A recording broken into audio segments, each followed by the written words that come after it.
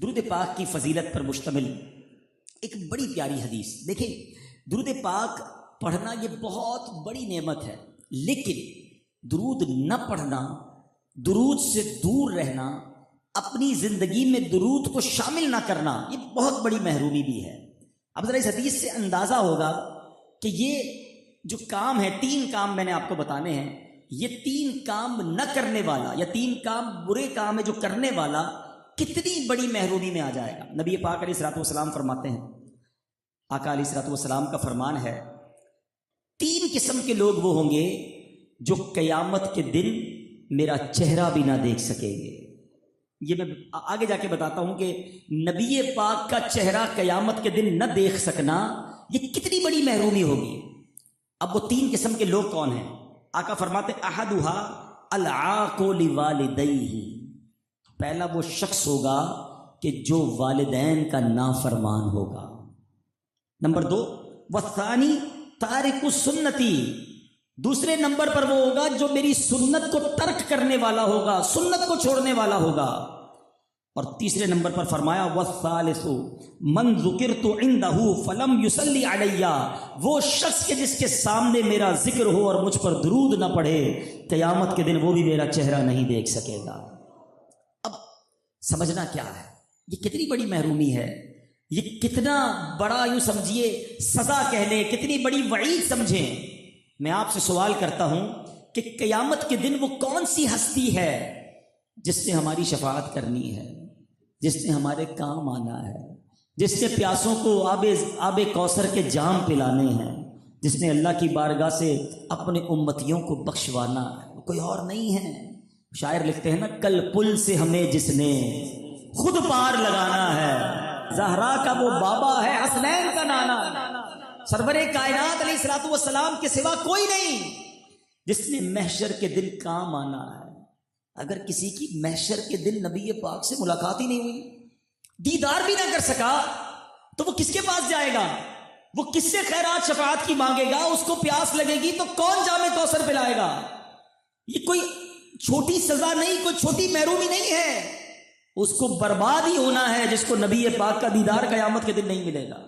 تو پہلے یہ انڈرسٹینڈ کر لو کہ ایک ہی ہستی ہے، خوش نصیب ہے وہ شخص جو قیامت کے دن نبی پاک کے قریب ہو جائے گا.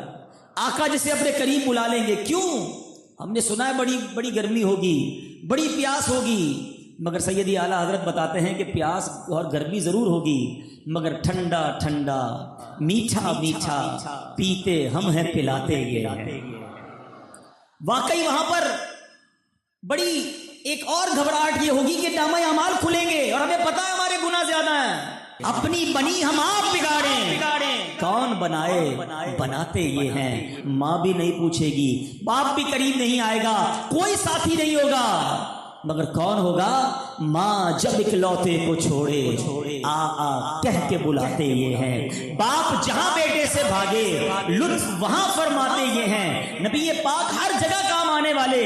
اللہ اکبر. پل صراط بڑا خطرناک پل ہے، مگر سلم سلم کی ڈھارس سے پل سے پار چلاتے یہ ہیں. سب جگہ نبی پاک نے کام آنا ہے، مگر یہ 3 بدنصیب کون ہوں گے جو پیارے آقا کا قیامت کے دن بھی دیدار نہیں کر سکیں گے؟ نمبر 1 فرمایا والدین کا نافرمان. میرے وہ بچے، میرے وہ بھائی جن کے والدین حیات ہیں، دیکھو آج ان کی خدمت کر لو، ورنہ ایک دن ایسا آئے گا کہ ان سے ملنے قبرستان جانا پڑے گا. آج وہ تمہارے پاس ہیں، ان کی دعائیں لو، ان کی برکتیں حاصل کرو، انہیں ناراض نہ کرنا. یاد رکھنا، جس کے ماں باپ ناراض اس سے اس کا رب بھی ناراض، جس سے ماں باپ راضی اس سے اس کا رب بھی راضی. اب غور کریں، ہم ماں باپ کو ناراض کر رہے ہیں یا راضی کر رہے ہیں؟ کیونکہ ماں باپ کا نافرمان قیامت کے دن نبی پاک فرماتے میرا چہرہ نہیں دیکھ سکے گا. راضی کر لو اپنے ماں باپ کو. دوستوں کے لیے ٹائم ہے، بہت سارے لوگوں کے لیے ٹائم ہے، تمہارے پاس ماں باپ کے لیے ٹائم نہیں. اپنے ماں باپ کو نہ ستاؤ، اپنے ماں باپ سے اونچی آواز میں بات نہ کرو. دوسرے نمبر پر نبی پاک فرماتے ہیں میری سنت کو چھوڑنے والا، ترک کرنے والا. آج ہم چیک کریں، جتنے بھائی یہاں بیٹھے ہیں، ہم کتنی سنتوں پر عمل کرتے ہیں؟ ہمارا صبح سے لے کر شام تک کتنی ایسی سنتیں ہیں جو ہمیں پتہ بھی ہوتی ہیں، پھر بھی عمل نہیں کرتے. غور کیجیے، سنت سے دوری نبی پاک سے دوری ہے، بالکل اس کی اپوزٹ ایک حدیث پاک ہے. سبحان اللہ. اے دعوت اسلامی والوں، اے وہ اسلامی بھائیوں جو سنتوں پر عمل کرتے ہو، سنو تمہیں مبارک ہو. نبی پاک فرماتے جس کا مضمون ہے جس نے میری سنت سے محبت کی اس نے مجھ سے محبت کی، اور جس نے مجھ سے محبت کی وہ میرے ساتھ جنت میں جائے گا. ایک طرف جنت میں ساتھ لے جانے کا وعدہ ہے کس کا؟ کہ جو سنت پر عمل کرنے والا ہے، اور دوسری طرف جو سنت کو چھوڑنے والا ہے فرمایا میرا منہ بھی نہیں دیکھ سکے گا، چہرہ بھی نہیں دیکھ سکے گا. اب آپ کی مرضی ہے کیسی زندگی گزارنی ہے. نہیں جناب، میرا ہیئر اسٹائل فلاں اداکار جیسا ہونا چاہیے، میرا لباس فلاں گلوکار جیسا ہونا چاہیے، میری گفتگو کا انداز فلاں بندے جیسا ہونا چاہیے، میں فلاں جیسا دکھنا چاہوں. ارے تم دنیا والوں کے پیچھے بھاگ رہے ہو اور نبی پاک کی سنتوں کو چھوڑ رہے ہو. ایسا نہ ہو کہ قیامت کے دن محروم رہ جاؤ. نبی پاک کی سنتوں پر زندگی گزار لو، آقا اپنے ساتھ جنت میں لے جائیں گے.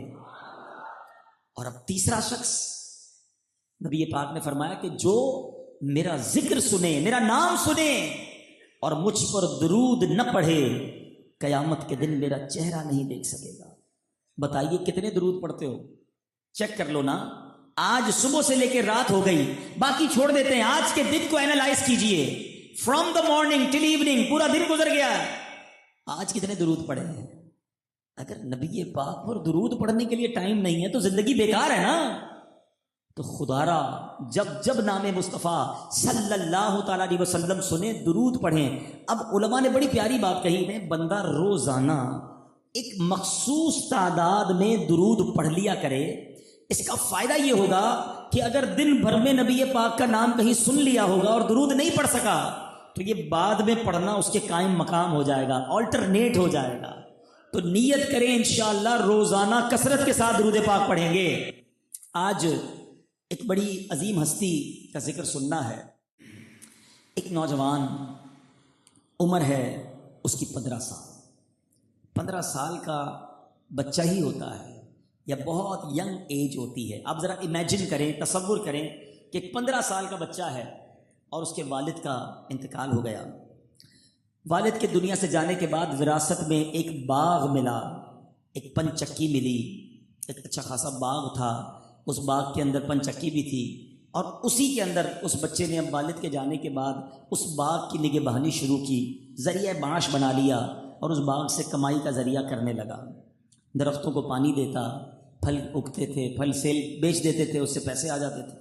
اتنے میں وہ نوجوان پانی دے رہا تھا کہ ایک باریش سفید داڑھی والے ایک بزرگ اس باغ میں آ گئے. نہ نوجوان ان کو جانتا ہے نہ بزرگ اس نوجوان کے نام کو جانتے ہیں. نوجوان آگے بڑھا، دیکھا کہ ایک بزرگ آ گئے ہمارے باغ میں، ماشاءاللہ سفید داڑھی والے ہیں، میرے والد کی جگہ پر. بڑی محبت، بڑے احترام سے بٹھایا کہ حضور تشریف رکھیں، اور ان کی دست بوسی کی، اور بڑے ادب سے درخت سے ایک تازہ انگوروں کا خوشہ جو ہے وہ نکالا اور ان بزرگ کو پیش کیا کہ حضور یہ تناول کیجیے. کوئی اور کام نہیں کیا، ادب، پیار، عزت دی.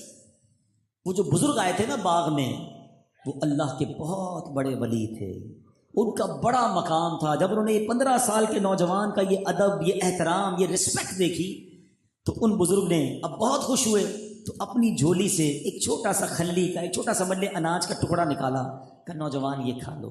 نوجوان نے بڑی محبت سے لیا، تبرک سمجھا اور اسے کھا لیا. اور جیسے ہی اس نے کھایا، اب اس نوجوان کی دل کی کیفیت ہی بدل گئی، بالکل ٹوٹلی چینج ہو گیا. اب اس نوجوان کا دنیا سے دل اچاٹ ہو گیا. سارا باغ، پن چکی، سب کچھ بیچا، سارا مال اللہ کی راہ میں خرچ کر دیا اور جناب فقراء مساکین میں خرچ کیا، اور علم دین سیکھنے کے لیے وہ نوجوان راہ خدا کا مسافر بن گیا. اے میرے بیٹے اسلامی بھائیوں، اس نوجوان کا بعد میں بنا کیا؟ وہ نوجوان اب کیا بن کر سامنے آیا؟ اس باغ میں آنے والی جو شخصیت تھی وہ کوئی اور نہیں، حضرت ابراہیم کندوزی رحمۃ اللہ تعالی علیہ تھے. زمانے کے ولی تھے. وہ 15 سال کا نوجوان کوئی اور نہیں، سبحان اللہ. بعد میں دنیا نے اسے خواجہ معین الدین چشتی اجمیری کے نام سے پہچانا. یہ کوئی اور نہیں، یہ خواجائے خواجگان، خواجائے اجمیر سلطان الہند بنے اور پھر زمانہ ان کے گن گانے لگا۔ اے میرے بیچ اسلامی بھائیوں، یہ خواجہ غریب نواز کی زندگی کا وہ ٹرننگ پوائنٹ تھا کہ 15 سال کی عمر تک تو وہ اپنے باغ کی رکھوالی کرتے تھے، مگر کیا ایسا کام کیا، ایسا کون سا عمل کیا کہ اللہ نے دل کی دنیا بدل دی، اور پھر دنیا نے دیکھا کہ ایک خواجہ نے 90 لاکھ غیر مسلموں کو ہندوستان آ کر مسلمان کیا۔ ہم ایسا ہی نہیں کہتے میرا خواجہ عطائے رسول ہے، وہ بہار چشت کا پھول ہے، وہ بہار گلشن فاطمہ چمن علی کا نہال ہے۔ اللہ اکبر۔ خواجہ خواجگان کو اللہ نے پھر مرتبہ کیسا دیا۔ یقیناً آپ نے بہت سارے ملکوں کا سفر کیا، 10 سے زائد ملکوں میں گئے، علم دین حاصل کیا، علماء کی صحبت اٹھائی، اور پھر مرشد کامل کی تلاش میں نکلتے ہیں، اور سیدنا عثمان ہرونی رحمت اللہ تعالی علیہ کو تلاش کر کے آپ کے قدموں سے وابستہ ہو کر ایسے مرید کامل بنتے ہیں کہ پیر و مرشد پھر آپ کو جب بارگاہ رسالت میں لے کر جاتے ہیں اور فرماتے بیٹا نبی پاک کو سلام کرو، اور پیر و مرشد کے ساتھ جب خواجہ غریب نواز سرکار کی بارگاہ میں عرض کرتے ہیں الصلاۃ والسلام علیک یا رسول اللہ، تو سامنے سے جواب آتا ہے وعلیکم السلام یا سلطان الہند۔ خواجہ غریب نواز کو ہند کی سلطانی، ہند کی ولایت خود نبی پاک نے عطا فرمائی۔ نبی پاک نے معین الدین کو ایسا نوازا کہ پھر دنیا نے دیکھا۔ مگر میرے بیٹھے اسلامی بھائیوں، تھوڑا سا خواجہ کی زندگی کو مزید بیان کرنے سے پہلے یہاں بڑی تعداد میں ینگسٹر بیٹھے ہیں، بڑی تعداد میں نوجوان بیٹھے ہیں، میں چاہتا ہوں سیرت خواجہ بھی سنتے رہیں، اپنے آپ کو بھی چیک کرتے رہیں۔ آج ہمیں بھی تو بزرگ ملتے ہیں، آج ہمارے آس پاس بھی تو سفید داڑھی والے لوگ ہیں، ہمارے والد ہیں، ہمارے چچا ہیں، ہمارے رشتہ دار ہیں، بعض اوقات ہمارے ملازمین ہوتے ہیں، ہمارے پڑوسی ہوتے ہیں، ہماری مسجد کے نمازی ہوتے ہیں۔ ہم بزرگوں کے ساتھ کیا برتاؤ کرتے ہیں؟ چلو کوئی رشتہ دار ہے تو ادب کر لیں گے، ورنہ کوئی غریب اگر ہماری عمر میں بڑا ہے تو اس سے تو کوئی بات کرنے کے لیے تیار نہیں ہوتا۔ ملازم اگر بیچارہ کوئی بوڑھا ہے تو اس کو اسی طرح ٹریٹ کیا جاتا ہے جیسے باقی ملازمین کو۔ نہیں جناب، یہ اسلام کی تعلیمات نہیں ہیں۔ ہمارا اسلام ہمیں کیا سکھاتا ہے؟ نبی پاک صلی اللہ علیہ وسلم فرماتے ہیں اے انس، بڑوں کا ادب اور احترام اور تعظیم اور توقیر کرو، اور چھوٹوں پر شفقت کرو، تم جنت میں میری رفاقت پالو گے۔ یہ بڑوں اور بچوں دونوں کے لیے ہے۔ چھوٹے بڑوں کا ادب اور احترام اور تعظیم اور توقیر کریں، عزت دیں انہیں، اور بڑے بچوں پر شفقت کریں۔ آقا فرماتے میرے ساتھ جنت میں رفاقت پالو گے۔ ایک اور جگہ نبی پاک علیہ الصلوۃ والسلام فرماتے ہیں جس نے ہمارے چھوٹوں پر رحم نہ کیا اور بڑوں کی تعظیم نہ کی وہ ہم میں سے نہیں۔ نبی پاک فرما رہے ہم میں سے نہیں ہے۔ آج لوگ کسی غریب بوڑھے کو اس طرح ڈانٹتے ہیں، اس طرح جھاڑتے ہیں، عجیب ماجرا ہے۔ نہیں جناب، بڑا اگر میری عمر میں مجھ سے بڑا ہے، بے شک وہ ملازم ہے، بے شک وہ غریب ہے، وہ فقیر ہی کیوں نہ ہو، وہ میرے والد کی جگہ پر ہے۔ یاد رکھنا میرے بیٹھے اسلامی بھائیوں، با ادب با نصیب، بے ادب بد نصیب، بے ادب بربادی ہوتا ہے۔ خواجہ غریب نواز کو یہ مرتبہ کیسے ملا؟ ان کو پتا نہیں تھا یہ زمانے کے ولی ہیں، ان کا نام کیا ہے، ان کا عہدہ کیا ہے۔ بس دیکھا ایک بزرگ آئے ہیں، نورانی چہرہ ہے، سفید داڑھی ہے، ارے یہ تو میرے والد کی جگہ ہے۔ محبت سے بٹھایا، پانی پیش کیا، انگور پیش کیے، اور انہوں نے ان کو سلطان ولایت کا ستارہ بنا دیا، آسمان ولایت کا ستارہ بنا دیا۔ یہ ملتا ہے با ادب لوگوں کو۔ تو زندگی میں ہمیشہ با ادب رہنا، بڑوں کی عزت کرنا۔ بلکہ یہاں تو ایک عجب ماجرا یہ ہے کہ اگر کوئی شخص پیسے والا ہو جائے، مشہور ہو جائے، زمانے میں نام ہو جائے، تو اب اپنے بوڑھے غریب رشتہ داروں کو پہچاننے سے انکار کر دیتا ہے۔ میں کیسے بتاؤں گا میرا چاچا ہے یہ اتنا غریب، ایسے میلے کپڑے، میں کیسے بتاؤں کہ میرا ماموں دیہاتی ہے، میں کیسے بتاؤں کہ میرا جو ہے فلاں کزن جو ہے وہ ٹھیلا لگاتا ہے۔ اپنے رشتہ داروں کو پہچاننا چھوڑ دیتے لوگ کہ یار میری عزت خراب ہو جائے گی۔ ایک بات یاد رکھنا میرے میٹھے اسلامی بھائیوں، خاص طور پہ جو یہ سوشل میڈیا کا زمانہ آیا ہے، لوگ کہتے ہیں میرے 5000 فرینڈز ہیں، میں کئی گروپوں کا ایڈمن ہوں، میرے اتنے لائکس ہیں۔ میں آپ سے پوچھتا ہوں تم ان گروپوں کے چکر میں، ان لائکس اور ان پیجز کے چکر میں اپنے قریب کے رشتہ داروں اور اپنے بھائی بہنوں کو بھولے بیٹھے ہو۔ یاد رکھنا جس دن بیمار ہوئے، جس دن زمانے نے چوٹ ماری، تمہارے بستر کے کنارے پر وہی تمہارے بھائی بہن اور رشتہ دار کھڑے ہوں گے۔ وہ 5000 واٹس ایپ اور فیس بک کے فرینڈز نہیں آئیں گے، اپنے ہی ہوتے ہیں۔ دکھ میں وہی کام آتے ہیں، اور شریعت حکم دیتی ہے کہ قرابت داروں کا حق ہے، اپنے رشتہ داروں کا حق ہے، صلہ رحمی کا حکم نبی پاک علیہ الصلوۃ والسلام نے دیا۔ اللہ اکبر، یہاں تک فرمایا حدیث پاک میں، جس کا مضمون ہے جو بندہ اپنے رشتہ داروں کو صدقہ دیتا ہے اسے عام صدقہ دینے سے ڈبل ثواب ملتا۔ ایک صدقہ کرنے کا ثواب، دوسرا صلہ رحمی کرنے کا ثواب۔ بلکہ بڑی کمال کی بات بتاؤں، کتابوں میں لکھا ہے تھوڑی مشکل بات مگر ذرا غور سے سمجھیے گا۔ کتابوں میں لکھا، روایتوں کا مضمون ہے کہ سب سے زیادہ ثواب اس بات کا ہے کہ بندہ اپنے اس رشتہ دار کو صدقہ دے جو اس سے دشمنی رکھتا ہو۔ کینہ پرور رشتہ دار کو صدقہ دینے کا زیادہ ثواب ہے نا مشکل۔ جو مجھ سے دشمنی کر رہا ہے اس کو کیوں تحفہ دوں؟ میرے غیبت کرتا ہے، میرے بارے میں بری باتیں کرتا ہے، یہ ہے اسلام۔ کیوں؟ وہ تمہیں محروم کر رہا ہے، تم اسے عطا کرو۔ وہ تم سے توڑ رہا ہے، تم اسے جوڑو، کیونکہ تم اسے تحفہ دو گے اس کا دل تمہارے لیے صاف ہو جائے گا، دل نرم ہو جائے گا۔ دشمنی بڑھتی ایسی ہے نا، وہ ہمارے خلاف بات کرتا ہے، ہم کہتے ہیں میں بتاتا ہوں میں کون ہوں، وہ ہمارے خلاف بات کرتا ہے، ہم اس کے خلاف بات کرتے ہیں، اور اب چنگاری آگ میں بدلتی ہے، لڑائی بڑھتی ہے، خاندان ٹوٹ جاتے ہیں۔ ارے اگر اگلا آگ لے کر آیا ہے تم ٹھنڈا پانی ڈال دو نا۔ تمہیں کس نے کہا ہے کہ پیٹرول ڈالو؟ اچھا تو آگ لایا، میں پیٹرول ڈالتا ہوں، چلو پورا محلہ ہی جلا دیتے ہیں، پورا گھر جل کے راکھ ہو جاتا ہے۔ سیکھو اولیاء کرام کے قدموں میں بیٹھے ہو کہ ہمارا کام لڑائی کرنا، بدلہ لینا اور جناب کسی کو تکلیف پہنچانا نہیں ہے۔ ادب، پیار اور شفقت کے ساتھ زندگی گزارنی ہے، یہ ہے دین اسلام۔ سبحان اللہ۔ تو بہرحال خواجہ خواجگان خواجہ غریب نواز کے بچپن کا واقعہ مجھے اور آپ کو یہ درس دے رہا ہے۔ پھر میرا جواب اسی طرح بآواز بلند دینا ہے کہ بادب با نصیب اور بے ادب بد نصیب۔ بے ادب مت بننا، ادب جو ہے وہ بہت آگے تک لے جاتا ہے، اور بے ادبی ساری زندگی کے اعمال برباد کر دیتی ہے۔ نہ جانے کس کی بارگاہ میں بے ادبی ہو جائے۔ اللہ نے اپنے اولیاء کو بندوں میں چھپا کے رکھا ہے۔ ہاں، صحابہ کرام کی تو لسٹ ہے نا، انبیاء کی بھی لسٹ ہے، اولیاء کی لسٹ ہے نہیں؟ ہو سکتا ہے اس مجمع میں کئی اولیاء کرام بیٹھے ہو، ایسی روایتیں بھی موجود ہیں کہ جہاں 40 مسلمان جمع ہو جائیں وہ اللہ کا ایک ولی ہوتا ہے۔ اللہ نے اپنے بندوں میں اولیاء کو چھپا کے رکھا ہے تاکہ تم سب سے ادب سے پیش آنا، سب کا ادب کرنا۔ کیا معلوم جو تمہارا ملازم ہے جس کو روز گالیاں نکالتے ہو اللہ کی بارگاہ میں ولی کا مرتبہ رکھتا ہو، کدھر جاؤ گے؟ اور ایک بات اور یاد رکھنا، علماء بیٹھے ہیں، میں نے کئی کتابوں میں ڈھونڈنے کی کوشش کی، مجھے 2 چیزیں کے علاوہ کہیں یہ تیسرا لفظ نہیں ملا کہ جہاں براہ راست رب نے فرمایا ہو کہ اللہ اس سے جنگ فرماتا ہے، اس کی اللہ سے لڑائی ہے۔ صرف 2 ایسے برے کام ہیں جس میں رب نے فرمایا، ایک سود کھانے والا، سود کا کام کرنے والے کے بارے میں فرمایا وہ ایسا ہے کہ وہ اللہ سے جنگ کرتا ہے، اور دوسری روایت یہ ملتی ہے کہ جس نے کسی اللہ کے ولی سے دشمنی کی وہ ایسا ہے کہ وہ اللہ سے لڑائی کرتا ہے، اللہ سے جنگ کرتا ہے۔ بتاؤ جو رب سے جنگ کرے گا وہ جیت سکے گا؟ بربادی ہوگا نا۔ تو اب جب یہ طے ہے کہ جس نے اللہ کے ولی کا دل دکھایا وہ اللہ سے جنگ کر رہا ہے، ہمیں تو پتہ ہی نہیں اللہ کا ولی کون ہے۔ یہ رکشے والا، یہ ٹیکسی والا، یہ ٹھیلے والا، ہو سکتا ہے یہ اللہ کی بارگاہ میں بڑا مرتبہ رکھتا ہو، سب سے لڑتے ہو، سب کو گالیاں نکالتے ہیں، سب کو کہتے تو ایسا تو ویسا، غریب آدمی کچھ کہہ نہیں سکتا۔ نہیں میرے میٹھے اسلامی بھائی، باادب رہو، شائستہ رہو، پیار سے بات کرنا سیکھو۔ کیا معلوم اس کا مرتبہ کیا ہے جس کو میں آج ڈانٹ کے جا رہا ہوں۔ اگر آنسو نکل آئے اور دل سے ہائے نکل گئی نا، کہیں کے نہیں رو گے۔ ایک بات کر کے پھر آگے چلتا ہوں۔ کبھی کبھی پتہ کیا ہوتا ہے، زندگی میں سب کچھ بہت اچھا جا رہا ہوتا ہے، کاروبار بھی بہت اچھا، فیملی بھی خوشحال، بندے کی طبیعت بھی اچھی، عزت بھی بڑھ رہی ہوتی ہے، very well set, everything going very smoothly, beautiful. اب پھر اچانک طبیعت خراب ہونے لگتی ہے، گھر میں لڑائی جھگڑے، کاروبار ڈاؤن، طبیعت میں گھبراہٹ، لڑائی جھگڑے، ٹینشن۔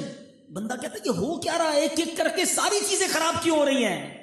اگر کبھی زندگی میں ایسا ہونے لگے نا تو چیک کرنا، کسی کی ہائے تو نہیں لے لی، کسی کا دل تو نہیں توڑ دیا، کسی پر ظلم تو نہیں کر دیا۔ کیونکہ یاد رکھنا، اگر مظلوم کی ہائے نکلے گی نا تو وہ عرش تک جائے گی، اور اللہ جب بدلہ لے گا، اللہ جب قہر نازل فرمائے گا تو رہتی دنیا میں تمہارا نام بھی باقی نہیں بچے گا۔ خدا را لوگوں کا دل جیتنے والے بنو، ادب کرنے والے بنو، پیار سے بات کریں۔ اللہ کرے کہ فیضان خواجہ نصیب ہو جائے۔ آگے چلتے ہیں۔ خواجہ غریب نواز کی تو کیا شان ہے۔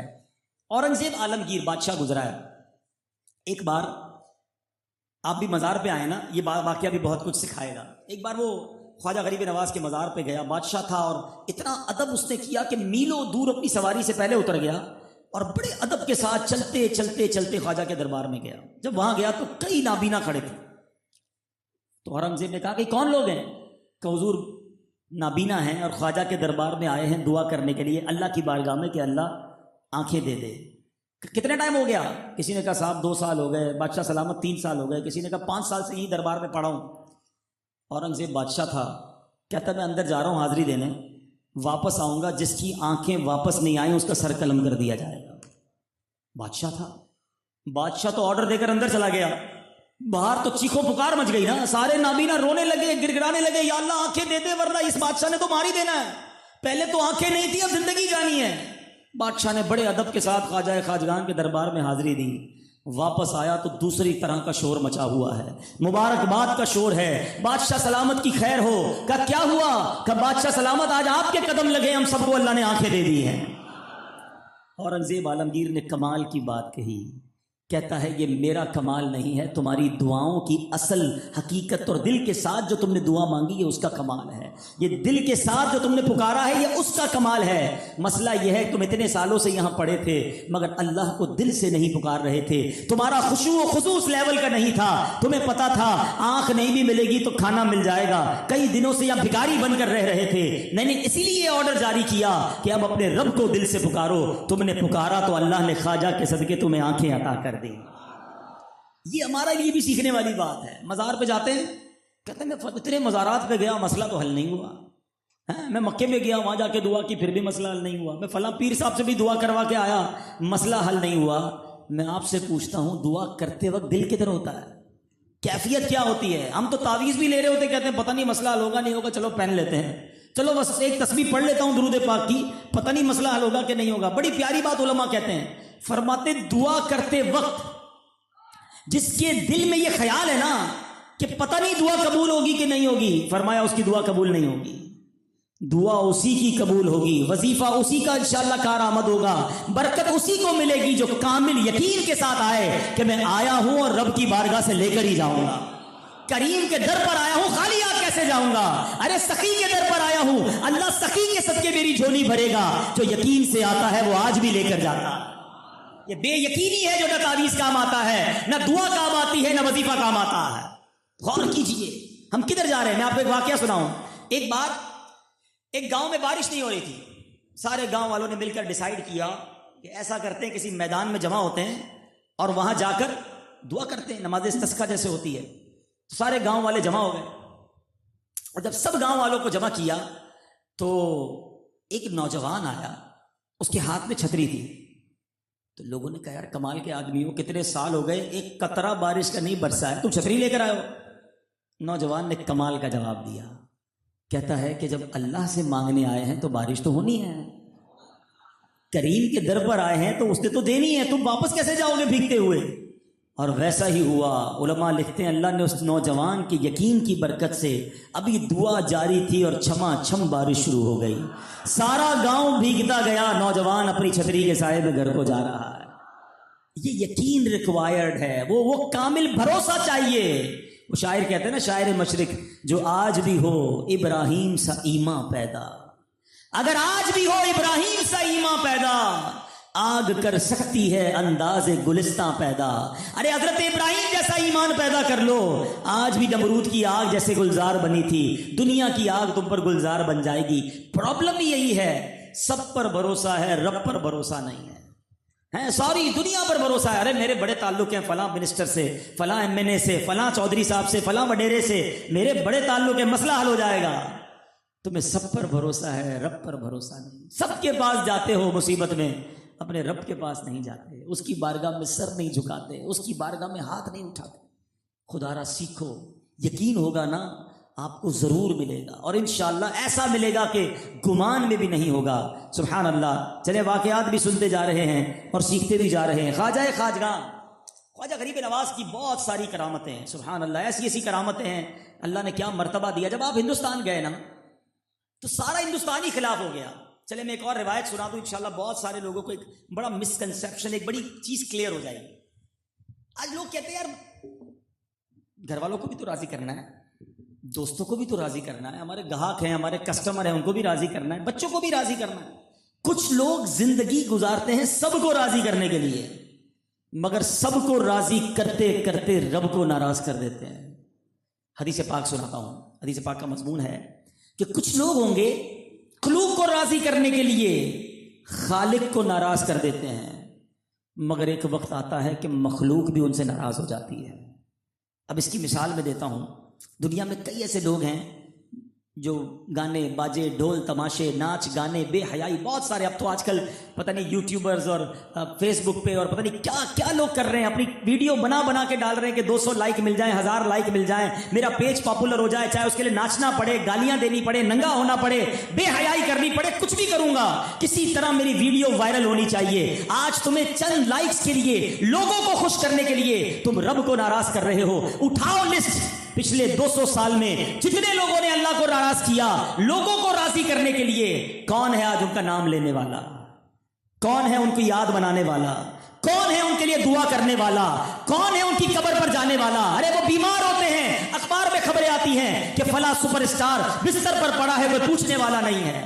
یہ نبی پاک نے 1400 سال پہلے بتا دیا تھا کہ کچھ لوگ اللہ کو ناراض کر دیں گے مخلوق کو راضی کرنے کے لیے. ایک وقت آئے گا مخلوق بھی بھول جائے گی. ایسا ہو رہا ہے. اب دوسرا پارٹ سنو, کیا بات ہے میرے آقا کی, پہلے ہی سمجھا دیا. فرماتے کچھ لوگ وہ ہوں گے جو اللہ کو راضی کریں گے تو مخلوق ناراض ہو جائے گی, مگر ایک وقت آئے گا اللہ مخلوق کو بھی ان سے راضی کر دے گا. جیتی جاگتی مثال میرے خواجہ ہیں, ایسی بہت ساری مثالیں ہیں, مگر خواجہ غریب نواز ہندوستان میں قدم رکھتے ہیں. ہندوستان آپ کا وطن نہیں ہے, آپ وہاں پیدا نہیں ہوئے تھے. نبی پاک نے فرمایا تھا خواجہ اے معین الدین ہندوستان جاؤ. آپ ہندوستان آتے ہیں, سارا ہندوستان خلاف ہو گیا, مگر اللہ راضی تھا. سارا ملک ناراض ہے, مگر حمایت رب کی ہے, اللہ کے رسول کی ہے, غوث اعظم کا سایہ تھا. میرے خواجہ چلتے رہے, کبھی آپ کو بیٹھنے نہ دیا گیا, کبھی کھانا بند, کبھی پانی بند, کبھی جناب قید و بند میں ڈالنے کی کوششیں کی گئیں. آج 850 سال کے قریب وقت ہو گیا ہے. بتاؤ دنیا کا کون سا کونا ہے جہاں میرے خواجہ کے چاہنے والے نہیں ہیں. ایک انگریز نے ہندوستان کا دورہ کیا, دورہ کر کے کہتا ہے میں نے پورا ہندوستان گھوما ہے, اس کے بعد میں اس نتیجے پر پہنچا ہوں کہ قبر میں رہنے والی ایک شخصیت پورے ہندوستان پہ آج بھی حکومت کر رہی ہے, اور اس کا نام خواجہ معین الدین چشتی اجمیری ہے. یہ اللہ نے سلطانی دی ہے, یہ اللہ نے ولایت دی ہے. بے وقوف ہے وہ آدمی جو دنیا کو راضی کرنے کے لیے اللہ کو ناراض کر دیتا ہے. لوگ کہتے ہیں کیا کریں, بچوں کے لیے کرنا پڑتا ہے, کاروبار کے لیے کرنا پڑتا ہے, دوست لے جاتے ہیں مجھے شراب پینے, دوست لے جاتے ہیں سنیما, منع نہیں کر سکتا جناب, بچپن کی یاری ہے, اب لے گیا مجھے فنکشن کے اندر تو جانا پڑا, تھوڑا سا مجھے بھی نشہ کرنا پڑا. میں تاش کھیلتا نہیں ہوں, دوست کھیلتے ساتھ بیٹھ جاتا ہوں, تھوڑا بہت جوا ہو جاتا ہے. تو دوست کو راضی کرنے کے لیے رب کو ناراض کر رہے ہو. جانا کس کی بارگاہ میں, جواب کس کی بارگاہ میں دینا ہے. اگر آقا ناراض ہو گئے, اللہ ناراض ہو گیا, جنت میں کیسے جاؤ گے؟ یہ دوست لے کے جائے گا. سمجھیے میرے میٹھے اسلامی بھائیوں, اور خاص طور پہ یہ جو سوشل میڈیا کا طوفان آیا ہوا ہے, اتنا بڑا گناہ جاریہ کا کام کر رہے ہیں لوگ, اپنی ویڈیوز بنا کر ڈال رہے ہیں. ارے لوگ پردے میں پہلے گناہ کرتے تھے, اندھیرے میں گناہ ہوتا تھا, کوئی جانتا نہیں تھا, رو کے توبہ کرتے, اللہ کریم معاف کرنے والا معاف بھی فرما دیتا. مگر تم گناہ کر رہے ہو, لوگوں کو گواہ بنا رہے ہو, اپنی ویڈیو کو سوشل میڈیا پہ ڈال رہے ہو. تم قبر میں پہنچ جاؤ گے, لوگ اس ناچ گانے کو, اس جھوٹ کو, اس بے حیائی کو دیکھتے رہیں گے, اور قیامت تک کہیں تمہیں قبر میں مار نہ پڑتی رہے. یہ کون سی غلطی کر رہے ہو, یہ کدھر جا رہی ہے ہماری نوجوان نسل؟ خدا را سوچو. ارے کام ایسا کر کے جاؤ کہ ہم دنیا سے جائیں اور روز ثواب کا تحفہ پہنچتا رہے, کہ کوئی بیان آپ کا ایسا ہو, کوئی گفتگو آپ کی ایسی ہو, آپ کسی کو اجتماع میں لے جائیں, وہ نمازی بن جائے, وہ نماز پڑھتا رہے اور آپ کو روز قبر میں تحفہ ملتا رہے. کام وہ لے لیجئے, تم کو جو راضی کرے. آقا کام وہ لے لیجئے, تم کو جو راضی کرے. ٹھیک ہو نام رضا تم پہ کروڑوں. وہ یہ دعائیں کرتے تھے کہ کاش ہم سے کوئی ایسا کام ہو جائے جس سے آقا راضی ہو جائیں, کیونکہ آقا راضی ہوں گے تو ان کا رب بھی راضی ہو جائے گا. مگر ہم نہ جانے کن کاموں میں لگ گئے ہیں, چند لوگوں کو راضی کرنے, چند فرینڈ سرکل کو خوش کرنے, تھوڑے سے لائکس کے لیے ہم اپنی آخرت برباد کرنے پہ تلے ہوئے ہیں. آؤ میں بتاتا ہوں میرے خواجہ کو کتنی مشکلیں آئیں. جب خواجہ پہنچے ہندوستان, اور وہاں پر آپ نے, وہاں تو بت پرست لوگ تھے, بتوں کی پوجا کرتے تھے. خواجہ نے اللہ وحدہ لا شریک کا جب پیغام دیا تو اب وہاں پر اجے پال جوگی جو پرتھوی راج تھا وہاں کا راجا، وہ پریشان ہو گیا کہ یہ کون لوگ آئے جو بتوں کے خلاف بات کرتے ہیں. اس نے اجے پال جوگی کو تیار کیا کہ جا کر ان کا مقابلہ کرو. وہ بڑا جادوگر تھا اور اس نے آ کر خواجہ غریب نواز اور مسلمانوں کے سامنے اپنے جادو دکھانا شروع کیے. خواجہ صاحب نے بڑے اطمینان کے ساتھ مسلمانوں کے گرد ایک حصار کھینچا اور فرمایا کوئی مسلمان اس دائرے سے باہر نہ نکلے. جادوگروں نے اپنے زور سے پانی برسایا، آگ دکھائی، پتھر برسانے شروع کیے، مگر یہ ساری چیزیں اس دائرے کے باہر جا کر رک جاتی تھی. خواجہ بڑے سکون میں تھے، آپ کے ساتھی بڑے سکون میں، اور وہ اپنے کرتب دکھاتے تھے. آخرکار اس نے رسیاں پھینکی، وہ ہزاروں سانپ بن گئے. مسلمان جو تھے وہ گھبرانے لگ گئے، مگر وہ رسیاں جو سانپ بنی وہ بھی اس دائرے کے پاس آ کر رک جاتی، ختم ہو جاتی، جادو ختم ہو جاتا تھا. خواجہ نے ایک روحانی حصار کھینچا تھا. اب اس نے کیا کیا، جب بڑا اس نے دیکھا کہ سارے جادو کے وار ضائع ہو جاتے ہیں، ان پہ اثر ہی نہیں ہو رہا، اب اس نے اپنا سب سے، جس کو کہتے ہیں نا ٹرمپ کارڈ، سب سے خطرناک وار کھیلنے کا فیصلہ کیا. اور اس نے ہرنی کا چمڑے کے بالوں والا ایک سمجھ لیں قالین سمجھ لیں، اس کو کہتے تھے مرگ چھالا، ہوا میں اچھالا اور خود اس پر بیٹھ گیا. یعنی ایک قالین پر خود بیٹھ گیا اور وہ ہوا میں اچھلنے لگا، ہوا میں اڑنے لگا. اب سارے لوگ گھبرانے لگے کہ پتہ نہیں اوپر جا کر کیا کرتا ہے اور اوپر جا کر ہم پر کیسا حملہ کرتا ہے. اوپر سے اٹیک ہمیشہ خطرناک ہوتا ہے، یاد رکھیں. زمینی لڑائی بندہ لڑ سکتا ہے، اوپر سے گرنے والے کو کیسے روکے گا؟ ایوری بڈی یو سمجھے شاکڈ کہ پتہ نہیں کیا ہوتا ہے. سبحان اللہ. جب وہ اوپر چلا گیا تو خواجہ غریب نواز مسکرا رہے تھے اسے دیکھتے ہوئے. دیکھو اللہ کے ولیوں کو اللہ نے کیا کمال دیا ہے. خواجہ غریب نواز نے کچھ نہیں کیا، آپ نے اپنے چپل مبارک اتارے، اپنے نالین اتارے اور اس کو اشارہ کیا. وہ جادوگر اڑ رہا تھا، میرے خواجہ کے جوتے اڑنے لگ گئے، میرے خواجہ کے نالین اڑے اور اس کے اوپر جا کر اس کے سر پہ برسنے لگے. اس کو اتنا مارا کہ وہ جو اس زمانے کا سب سے بڑا جادوگر تھا اجے پال جوگی، وہ نیچے آیا، نیچے آ کر خواجہ کے قدموں میں پڑا. حالانکہ اس کو لایا گیا تھا خواجہ کے مقابلے کے لیے. کہتا حضور میں نے جان لیا آپ حق پر ہیں، اللہ کے ولی ہیں، کلمہ پڑھ کر مسلمان ہو گیا. اور بزرگ جو ہے نا وہ معاف کرنے والے ہوتے ہیں. ہم جیسا بندہ ہوتا اب تو کو بتاؤں گا، میرے سامنے آیا تھا تیری ٹانگیں توڑوا دوں گا. کوئی قابو میں آ جائے اس کے بعد تو سارے بدلے لینے نا. سنو میرے خواجہ نے کیا کیا. اس زمانے سے ہی غریب نواز ہیں، اس زمانے سے ہی نواز رہے ہیں اور آج بھی اپنے مریدوں کو اور چاہنے والوں کو نواز رہے ہیں. کیا کیا سنو. خواجہ غریب نواز نے جب دیکھا کہ مسلمان ہو گیا، اس کا نام عبداللہ رکھا اور پھر سبحان اللہ ایسی نظر ڈالی کہ اجے پال جوگی جو ہے عبداللہ بیابانی کے نام سے زمانے کا مشہور ولی بن گیا. اسے بھی ولی بنا دیا. سبحان اللہ. نگاہ ولی میں وہ تاثیر دیکھی، بدلتی ہزاروں کی تقدیر دیکھی. بڑا ستایا گیا خواجہ غریب نواز کو، بڑا ستایا گیا. آپ کے جہاں آپ اپنے رفقا کے ساتھ بیٹھے تھے نا تو پرتھوی راج چوہان کے کارندے آئے، کہا جناب یہ آپ ادھر کیسے بیٹھ گئی، ہمارے اونٹوں کے بیٹھنے کی جگہ ہے. تو خواجہ نے کہا ہم بیٹھ گئے ہیں، کہیں اور بٹھا دیں اونٹ. کہ نہیں یہ یہی بیٹھیں گے، راجا کے اونٹ ہیں. بہرحال بہت دیر تک بات چیت ہوتی رہی. تو خواجہ نے کہا ٹھیک ہے ہم چلے جاتے ہیں، تمہارے اونٹ اب یہیں بیٹھیں گے. خواجہ تو یہ کہہ کے چلے گئے، اونٹ بٹھا دی اور انہوں نے کہا دیکھو ہم نے ان کو بھگا دیا. صبح ہوئی تو اونٹ کوئی اٹھے ہی نہ. ایک بادہ آیا، دو بندے آئے، سب نے کوشش کی کہ یہ اونٹ تو اٹھے، کسی صورت ایک بھی اونٹ نہیں اٹھا. اب وہ گئے جناب پرتھوی راج چوہان کے پاس. کمال ہو گیا، اتنے سارے اونٹ بٹھائے ہیں کھڑا ہی نہیں ہو رہا. ایک عقل مند شخص نے کہا کہ وہ بزرگ کہہ کر گئے تھے اب ادھر اونٹ بیٹھیں گے ہی، اب وہ یہیں بیٹھے رہیں گے، جا کے ان سے معافی مانگو. اب آئے خواجہ کے دربار میں کہ حضور معاف کر دیں، آپ کو کیا کھڑا کیا، اونٹ اٹھنے کے لیے تیار نہیں ہیں، آپ جگہ واپس لے لیں، ہمارے اونٹ تو کھڑے ہو جائیں. خواجہ نے فرمایا چلو جاؤ، اونٹ تمہیں معاف کیا. ادھر خواجہ معاف کرتے ہیں، ادھر اونٹ چلنا شروع کر دیتے ہیں. پانی انسان کی بیسک ضرورت ہے. میں الحمدللہ جب میں واقعہ بیان کرتا تھا، سنتا تھا، تو کبھی اجمیر گیا نہیں تھا. اب جب میں لاسٹ ٹائم اجمیر گیا، اجمیر پہلے گیا تھا بچپن میں، لیکن انا ساگر نہیں دیکھا تھا. انا ساگر اجمیر کا بہت بڑا تالاب ہے. تو ہوا یہ کہ اب خواجہ کے لوگ جہاں بیٹھے تھے، خواجہ کے رفقا تھے، مریدین تھے، پانی کے لیے قریبی انا ساگر تھا. انا ساگر میں سمجھتا ہوں ہندوستان کا سب سے بڑا، وہ اس کو کہیں کہ دریا ہے یا جھیل ہے، بہت بڑی ہے. یعنی ہم جتنے لوگ بیٹھے اس سے کئی گنا بڑا، کئی کلومیٹر پر پھیلی ہوئی. ویسے چھوٹی سی جھیل ہوگی، تو بہرحال بہت بڑی جھیل. تو جو ہے وہ خواجہ کے جو مریدین تھے ان کو کہا ہم پانی نہیں بھرنے دیں گے، تم لوگ یہاں سے جاؤ، ہم تمہیں بیٹھنے نہیں دیں گے، ہمارے بتوں کے خلاف بات کرتے ہو. بڑی کیل و کال ہوئی. خواجہ کے مرید نے آ کر کہا حضور وہ تو منع کر رہے ہیں، پانی نہیں لینے دے رہے.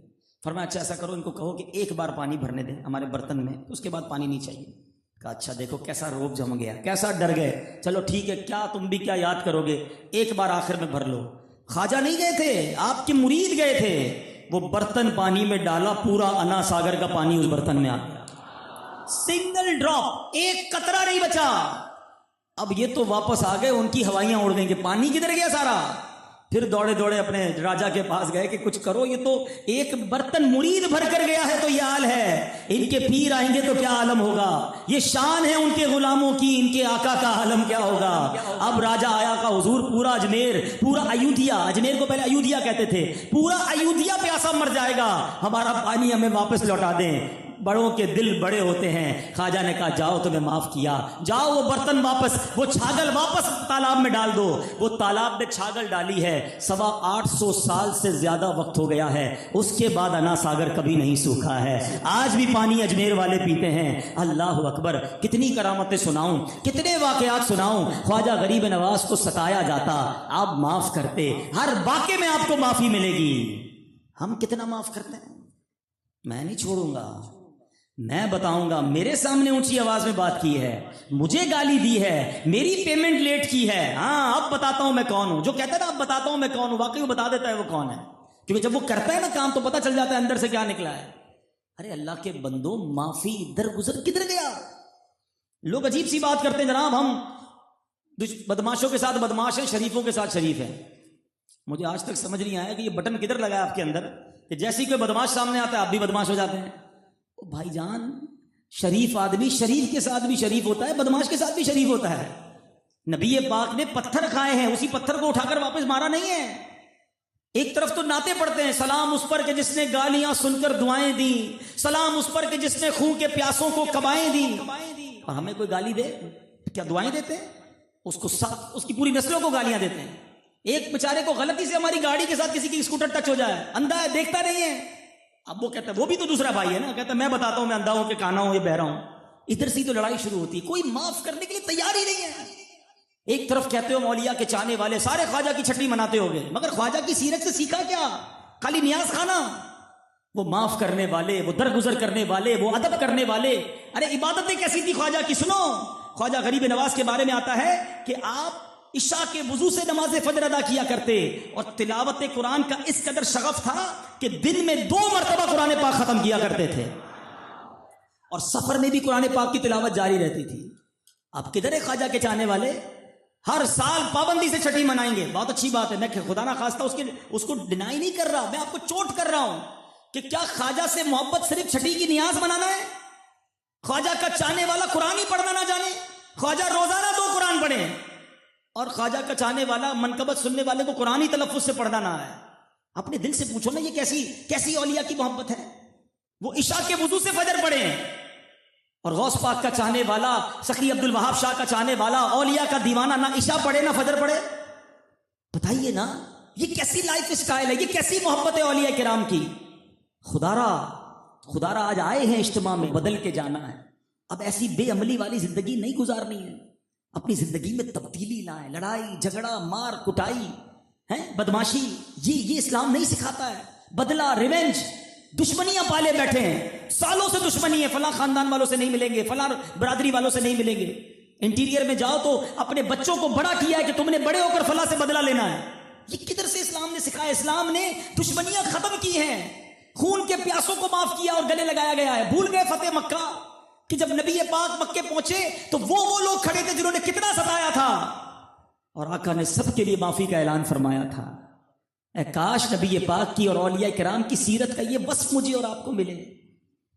اور اپنے بیان کو اختتام کی طرف لاتے ہوئے، میرے خواجہ کے تو ہر جملہ ہی سونے کی طرح اور ڈائمنڈ کی طرح اور موتیوں کی طرح ہے، مگر یہ فرمان سبحان اللہ جتنی بار پڑھانا ایمان تازہ ہو جاتا ہے۔ خواجہ غریب نواز کیا فرماتے ہیں؟ آپ فرماتے ہیں خدا کا دوست وہ، آج یہ یاد کر کے جانا، یہ سمجھ لے میرے بیان کا ایک فائنل میسج ہے۔ آپ فرماتے ہیں خدا کا دوست وہ ہے جس میں 3 خوبیاں ہوں۔ اللہ کرے کہ یہ تینوں خوبیاں ہمارے اندر آ جائیں۔ کیا بات ہے، جملے بھی کیسے پیارے ہیں۔ فرماتے خدا کا دوست وہ ہے جس میں کتنی خوبیاں ہوں؟ دہراؤ گے تو یاد ہو جائے گی، کتنی خوبیاں ہوں؟ 3۔ مجھے یاد آ گیا، میں اجمیر گیا تھا الحمدللہ، زندگی کا بڑا ارمان تھا کہ عرس خواجہ پر اجمیر حاضری ہو، تو میں عرس خواجہ پر گیا تو وہاں میرا بیان تھا، تو میں نے بیان میں یہ باتیں کی، تو ہم جب ٹرین میں واپس آ رہے تھے نا تو مجھے خوشی پتہ کیا ہوئی کہ آس پاس جو لوگ بیٹھے تھے نا وہ آپس میں یہ تینوں باتیں دہرا رہے تھے، کہہ رہا ہوں بیان میں سنا تھا وہ 3 باتیں کیا تھیں، ایک دوسرے کو سنا رہے تھے، تو مجھے لگا کہ چلو کچھ بیان باقی غور سے سنا ہے، تو اللہ کرے کہ آج میں حیدرآباد سے چلا جاؤں، حیدرآباد والوں کو میرے خواجہ کا یہ جملہ یاد رہ جائے، اللہ کا دوست وہ ہوتا ہے جس میں 3 خوبیاں ہوتی ہیں۔ آپ فرماتے ہیں سخاوت دریا جیسی، میرے ساتھ دہرانا ہے، سخاوت کیسی، میں پھر اس کو سمجھاؤں گا اس کو، لیکن پہلے یاد کر لو، سخاوت کیسی، شفقت آفتاب جیسی، سورج جیسی، ٹھیک ہے، اور فرمایا عاجزی زمین جیسی۔ کیا بات کر گئے میرے خواجہ، اللہ، اب سمجھو اس بات کو۔ دریا جو ہوتا ہے نا، دریا سندھ ہے نا آپ کا، اس میں بارش کا صاف ستھرا پانی بھی گرتا ہے، وہ اس کو بھی ویلکم کرتا ہے، اور نالے کا گندا پانی گرتا ہے وہ اس کو بھی ویلکم کرتا ہے، وہ سب کو لے کر چلتا ہے۔ دریا نہیں کہتا نالا نہیں آ سکتا، گٹر کا پانی نہیں آ سکتا، آپ وضو کریں یا استنجا کریں دریا میں سب مل جاتا ہے، دریا سب کو لے کر چلتا ہے۔ دل کر لو دریا جیسا، کوئی برا بھلا بھی کہے تو اسے بھی معاف، کوئی تعریف کرے تو وہ بھی میرا بھائی، آپ کوئی کرٹیسائز کرے تو کوئی بات نہیں، دریا کی طرح رہو گے تو زندگی بہت اچھی گزر جائے گی۔ اور یہ عادت کس کی ہے؟ اللہ کے دوست کی، ٹھیک ہے۔ تو خدا کا دوست وہ ہے جس میں 3 وصف ہوں گے۔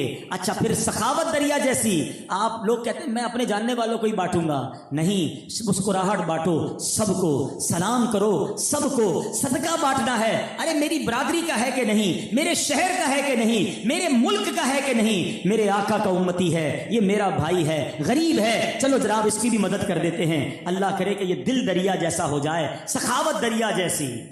اب فرماتے شفقت آفتاب جیسی۔ شفقت کیسے آفتاب جیسی؟ صبح سورج نکلے گا تو کبھی آپ نے دیکھا کہ سورج ڈیسائیڈ کر لے کہ آج جناب صرف پیسوں والوں کو روشنی دینی ہے، غریبوں کو نہیں دینی؟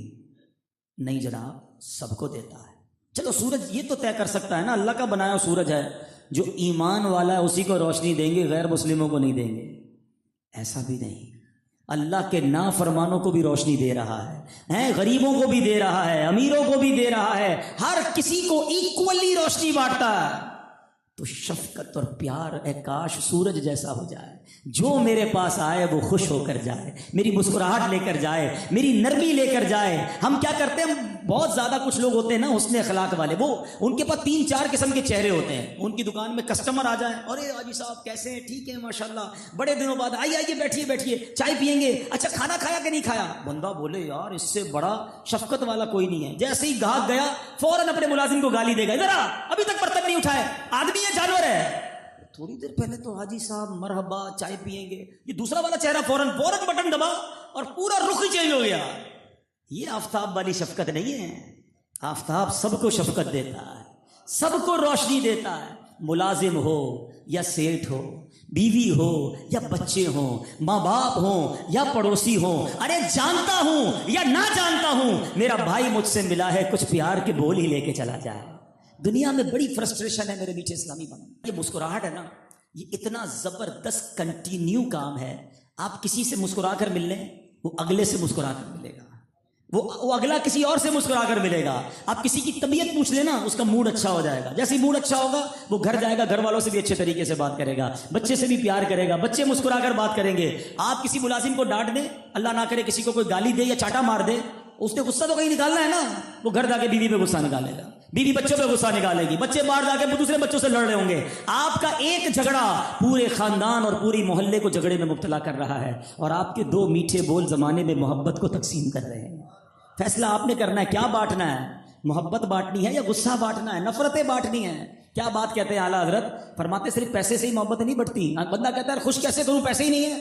نہیں جناب، پیسوں سے خوش نہیں ہوتے لوگ، اچھی باتیں، پیار والی باتیں، مسکراہٹ والی باتیں۔ اعلیٰ حضرت کیا کہتے ہیں، شربت نہ دیں کریں بات لطف سے۔ شربت نہیں پلا سکتے کوئی بات نہیں، میٹھی بات تو کر سکتے ہو نا۔ شربت نہ دیں کریں بات لطف سے، یہ شہد ہو تو پھر کسے پرواہ شکر کی ہے، یہ والا شہد تو بانٹو نا۔ تو کیا بات کی میرے خواجہ نے، شفقت آفتاب جیسی۔ اور پھر آخری بات کہتے ہیں عاجزی زمین جیسی۔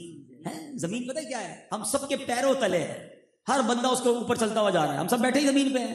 زمین نے کبھی نہیں کہا تیری اوقات ہے میرے پہ بیٹھا ہے، غریب آدمی، اے فقیر، اے شرابی، اے کبابی، اے گناہ گار، تو میرے اوپر کیوں آیا، میرے اوپر پیر رکھ رہا ہے؟ سب کے لیے بچھی ہوئی ہے زمین۔ اللہ کرے کہ میں بھی بچھ جاؤں۔ اکڑ، غرور، تکبر، گھمنڈ یہ اللہ کو پسند نہیں ہے کہ دانا خاک میں مل کر گلے گلزار ہوتا ہے۔ دانا خاک میں ملتا پھر ہی تو پودا نکلتا نا، پھر دیکھو کیسا خوبصورت درخت بنتا ہے۔ تو اے کاش میرے خواجہ کی یہ تین باتیں، اور پھر کیا فرمائی، اللہ کا دوست ہے۔ اللہ کے دوست کی تین خوبیاں ہیں، یاد رکھو گے؟ آؤ پھر دہراتے ہیں، ٹھیک ہے؟ خدا کا دوست وہ ہے جس میں تین خوبیاں ہوں: سخاوت دریا جیسی، سخاوت، شفقت آفتاب جیسی، سورج جیسی شفقت، اور عاجزی زمین جیسی۔ اگر آج یہ یاد کر لو، اس کی پریکٹس شروع کر دو، کیا معلوم میرے خواجہ کے اس فرمان کے صدقے اللہ ہمیں بھی اپنا دوست بنا لے۔ اور اللہ کے دوست کا مطلب سمجھتے ہو نا، اللہ کا ولی بن جائے گا۔ ولی دوست کو کہتے ہیں۔ ہم بھی تو اللہ سے عرض کر سکتے ہیں، یا اللہ تیرے عظیم ولی کے عرس میں جمع ہوئے ہیں، اپنی ولایت کی خیرات ہمیں بھی عطا فرما دے۔ میرے پیر و مرشد کے شعر پر اپنے بیان کو ختم کرتا ہوں، اور مل کر سارے پڑھیں گے انشاءاللہ۔ تو اپنی ولایت کی خیرات دے دے، سب مل کر کہیں آمین۔ تو اپنی ولایت کی خیرات دے دے، میرے غوث کا واسطہ یا الہی، میرے غوث کا واسطہ یا الہی، بنا دے مجھے خواجہ کا صدقہ، بنا دے مجھے سخی کا صدقہ، گناہوں سے مجھ کو بچایا الہی، گناہوں سے مجھ کو بچایا۔ آمین یا رب العالمین۔ الحمدللہ، یہ پیاری باتیں دعوت اسلامی کے مدنی ماحول میں بکثرت سیکھی اور سکھائی جاتی ہے۔ مدنی چینل دیکھتے رہیں، انشاءاللہ بہت کچھ سیکھیں گے، اور اپنے دل کے اندر آپ انشاءاللہ تبدیلی لانے میں کامیاب ہو جائیں گے۔